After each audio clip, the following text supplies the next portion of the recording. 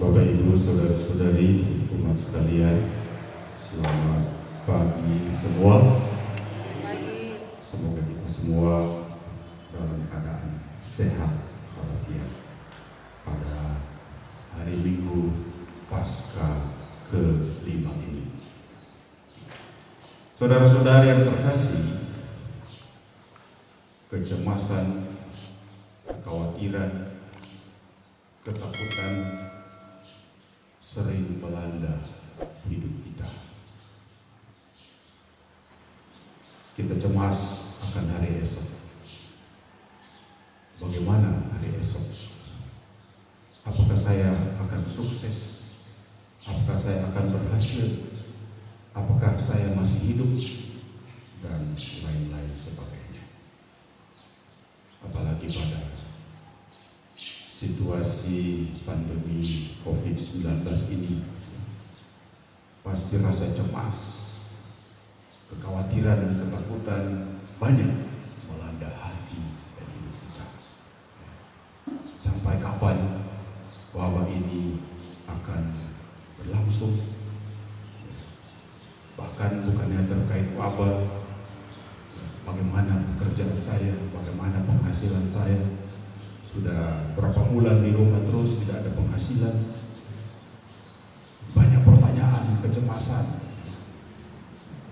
Mungkin kalau kita yang berada di desa-desa, kampung-kampung belum terlalu mengalami kecemasan yang amat dahsyat. Kalau kita melihat orang-orang di kota besar, bagaimana kecemasan itu sungguh dialami. Pulang kampung yang boleh, sementara penghasilan tidak ada, mesti bayar kos-kosan, jadi luar biasa kecemasan dan ketakutan. Bukan cuma ketakutan bahwa kita bisa terpapar karena corona, tapi ketakutan lainnya bagaimana mau cari makan dan lain sebagainya. Syukurlah ada begitu banyak bantuan pemerintah, dari orang-orang berkelebihan, setidak-tidaknya mengurangi sedikit itu rasa kecemasan dan kekhawatiran yang kita alami. Kecemasan juga sudah dialami oleh gereja purba, gereja awal di Yerusalem. Bagaimana orang-orang Yahudi diaspora merasakan adanya diskriminasi pelayanan terhadap mereka yang disebabkan karena keterbatasan tenaga para rasul. Para rasul banyak mengurusi urusan-urusan ekonomi umat, sementara pelayanan-pelayanan di diaspora itu terbengkalai. Karena itu diambil jalan, para rasul memilih 7 orang diakon, 7 orang diakon yang terkenal akan pribadinya yang baik, penuh Roh Kudus dan bijaksana, dan mereka ditugaskan untuk melayani gereja, untuk mengurus segala urusan-urusan ekonomi jemaat dan umat perdana pada waktu itu. Dan para murid fokus pada doa, fokus pada pewartaan dan mewartakan Injil supaya bisa umat di diaspora bisa juga mendapatkan pelayanan. Karena itu kita mendengar dalam bacaan pertama tadi, dipilihlah 7 diakon yang terkenal akan kebaikannya. Mereka sungguh-sungguh hidup dalam roh dan penuh dengan kebijaksanaan. Stefanus, Filipus, Prokorus, Nikanor, Timon, Parmenas, dan Nikolaus. Dalam Injil pun nampak kecemasan dan kegelisahan akan ketakutan para rasul. Tuhan Yesus akan kembali kepada Bapa. Dia akan pergi kepada Bapa. Para rasul khawatir, kongtoran bagaimana? Kongtoran siapa mulia? Jadi kecemasan itu muncul dalam hati dan hidup para rasul. Mereka tahu Tuhan Yesus meninggalkan mereka dan mereka tidak ada andalan lagi.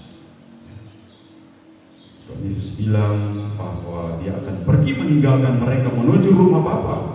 Namun dia pergi bukan untuk melarikan diri, tapi untuk menyediakan tempat bagi murid-muridnya, supaya kalau dia sudah di sana dia akan datang ambil itu murid-murid supaya bisa ada bersama-sama dengan dia, dengan Bapa di surga.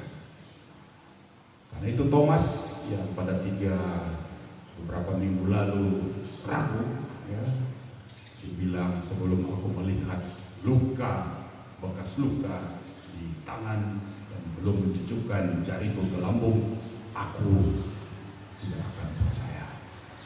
Dan kini dia juga memberikan reaksi pada kata-kata Yesus.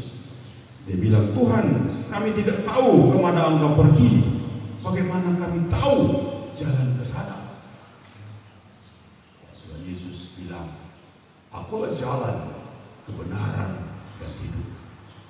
Hanya melalui aku orang dapat sampai kepada Bapa. Dan juga Filipus ikut bicara. Dia bilang, Tuhan, tunjukkan Bapa itu kepada kami dan itu sudah cukup bagi kami. Yesus bilang, Filipus, ya, telah sekian lama aku bersama engkau, namun engkau tidak mengenal aku. Yesus bilang, barang siapa telah melihat aku, dia telah melihat Bapa. Bapak Ibu, saudara-saudari, umat sekalian yang dikasihi Tuhan, pengikut Kristus boleh saja gelisah dan takut seperti yang dialami oleh gereja perdana, bahkan oleh para rasul. Namun gelisah dan takut yang konstruktif, gelisah dan takut yang tidak membuat kita mati ketakutan, tapi membuat kita lebih hidup berhati-hati, lebih penuh perhitungan, dan lebih disiplin lagi di dalam kehidupan. Dan yang paling penting bahwa supaya kita juga hidup bukan hanya ingat diri kita sendiri, tetapi ada orang lain juga yang hidup di sekitar kita. Karena itu kita harus bergandengan tangan, harus saling membantu satu dengan yang lain. Dan terkait dengan ketakutan, kekhawatiran akan pandemi corona ini, ya, semoga membuat kita semakin disiplin seperti yang diungkapkan, hidup bersih, cuci tangan, jaga jarak, dan gunakan masker. Maka kita boleh yakin usaha itu akan mendapatkan hasil.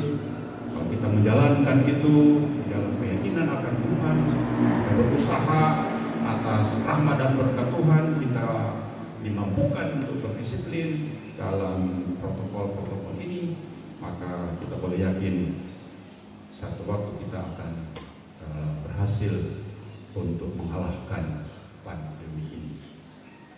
Bapak Ibu, saudara-saudari, umat sekalian yang dikasihi Tuhan, Paus Fransiskus pernah berkata, aku ingin mengingatkan kamu bahwa merasa bahagia bukan berarti memiliki langit tanpa badai, atau jalan tanpa kecelakaan, atau bekerja tanpa capek, ataupun hubungan tanpa kekecewaan. Merasa bahagia adalah mencari kekuatan untuk memanfaatkan harapan dalam perjuangan dan kasih di saat perselisihan. Dan kehidupan setiap orang Kristiani dibilang adalah sebuah perjalanan untuk bertemu Tuhan setiap saat. Dalam Injil Tuhan Yesus berkata, aku ini jalan, kebenaran, dan hidup.